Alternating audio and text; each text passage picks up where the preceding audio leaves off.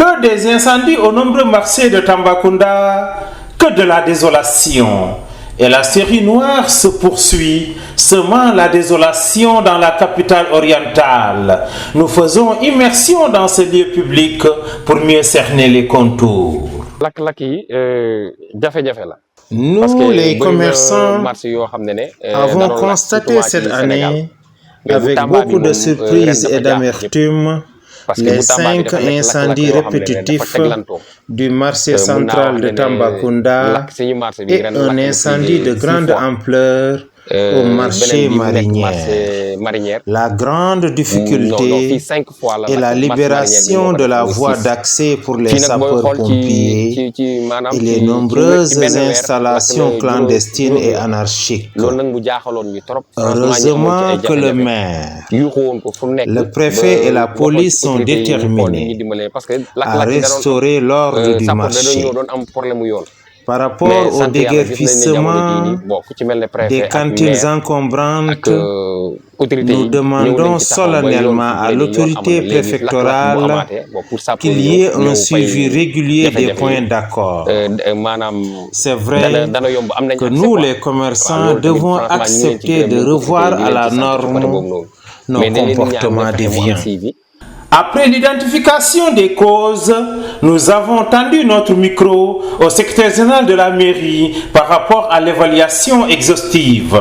Nous attendons le rapport des sapeurs-pompiers qui étaient sur les lieux, qui à la suite de chaque incendie après font un rapport, mais nous n'avons pas eu à évaluer.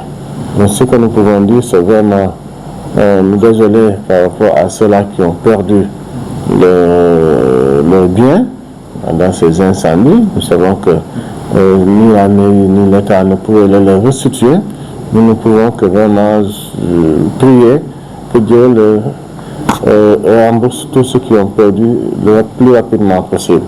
Et dire que peut-être qu'il y a une occasion où ces évaluations seront faites et nous allons informer qui le doit.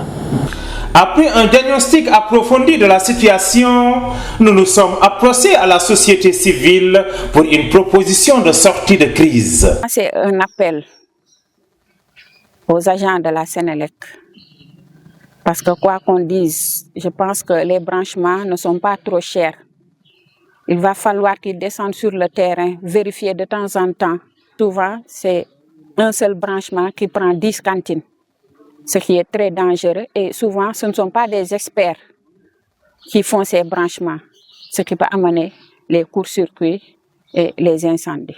Je pense qu'il est temps qu'on puisse organiser une rencontre de concertation, une espèce de conférence sur ces séries d'incendies au niveau du marché ou des marchés de Tambacounda avec tous les acteurs concernés pour qu'on puisse sortir arriver à un plan de rémédiation de ces séries d'incendies qui va déboucher maintenant sur différents aspects, qui peut déboucher sur des questions de réaménagement du marché, qui peut déboucher sur des questions de respect strict de la libération des rues et ruelles qui traversent le marché, l'interdiction d'étals mise en place n'importe comment, etc., etc.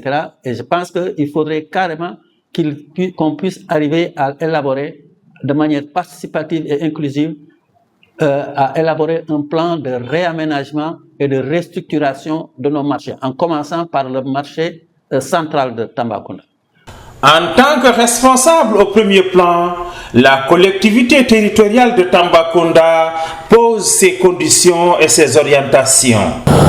Bon, pour le moment, ce que nous recommandons, ou même nous sommes en train de travailler sur ça, c'est un peu d'abord le désengorgement des marchés. Nous avons déjà délivré des sommations afin que tous ceux qui occupent les voies puissent les libérer. Évidemment, nous n'allons pas tout de suite comme ça faire déplacer des gens parce qu'il faudra aussi avoir où les recaser. Mais déjà, ceux qui détiennent des cantines et qui ont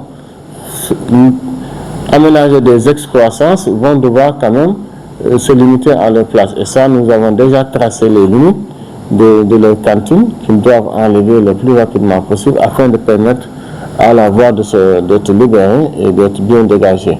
En plus de cela, il y a aussi notre technicien en électricité avec qui nous étions sur le terrain, qui a aussi fait des visites et a donné des recommandations par rapport à l'amélioration des installations électriques au niveau de ces cantines.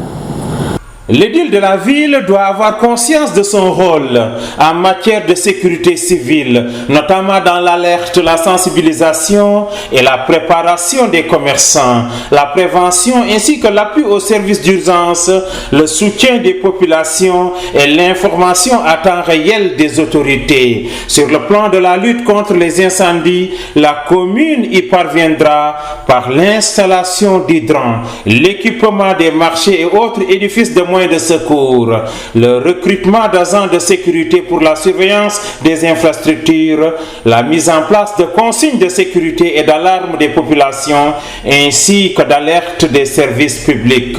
Il est arrivé un moment où les incidents de Marseille doivent être un vieux souvenir.